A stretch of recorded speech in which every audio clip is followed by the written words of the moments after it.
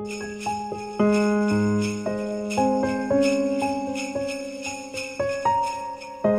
I'm Colbert with the Employers Association. Thanks for joining me for coffee today.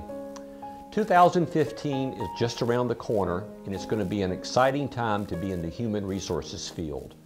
There are a number of legislative issues that are on the table that should be decided in early 2015, and they will probably greatly impact the way you run your business.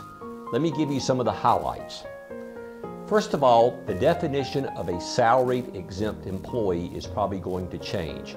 President Obama signed an executive order back last spring asking the DOL to make some changes. Your guess is as good as mine as to what's going to happen, but here are some projections. Right now, in order to be a salaried exempt employee, you have to make at least $455 per week. I think that number is going to change substantially, maybe to $700, $800, $900 a week. Only time will tell. I think another thing that's going to change is the definition of a supervisor under the Fair Labor Standards Act. Right now, to be an exempt supervisor, you simply have to supervise 2 or more people, and supervision has to be your primary duty. I think that rule is going to change so that you have to be spending at least 50 or 60% of your time supervising, and maybe more than 2 employees.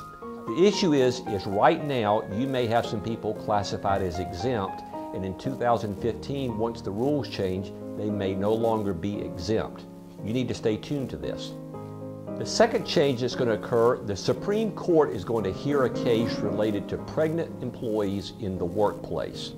Right now, pregnant employees are not considered to be disabled under the Americans with Disabilities Act unless there are complications arising from the pregnancy. However, there have been a number of court cases filed under the Pregnancy Discrimination Act and the Americans with Disabilities Act that may change that. Let me give you an example of what's going on. A lot of companies have a rule that says if someone gets hurt at work and it's a workers' compensation case, they will provide light-duty work for those people. But these same companies do not provide any light-duty work for someone with a personal illness, personal injury, or even pregnancy. The courts have gotten involved and said this is not right. You're providing light-duty work for workers' compensation people, but you're not providing light-duty work for pregnant employees. Therefore, you're violating the Pregnancy Discrimination Act.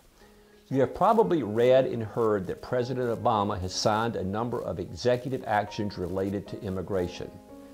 As it stands right now, there are several million people who are currently classified as undocumented immigrants, and they are ineligible to work in the United States.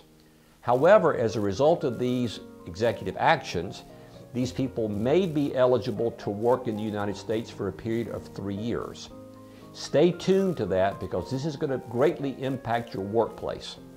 Here's another big court case that the Supreme Court is going to rule on, and it concerns the Affordable Care Act, or it's commonly called Obamacare. The basic premise behind the Affordable Care Act was that each state was going to set up a health exchange where people could go buy health insurance. Likewise, people below a certain income level would be able to receive a subsidy when they bought health insurance. Now, we knew that a number of states, North and South Carolina included, were not going to run their own exchange, and they turned to the federal government to run the exchange for them. Here's where the problem arises. When the Affordable Care Act law was actually published, it said people who bought insurance through a state-run exchange would be eligible to receive a subsidy. There have actually been several million people who have bought insurance through a federal-run exchange, and the IRS has said they are eligible for a subsidy. So the issue is, the Supreme Court is going to make a ruling on what does the law actually say, or what was intended to say.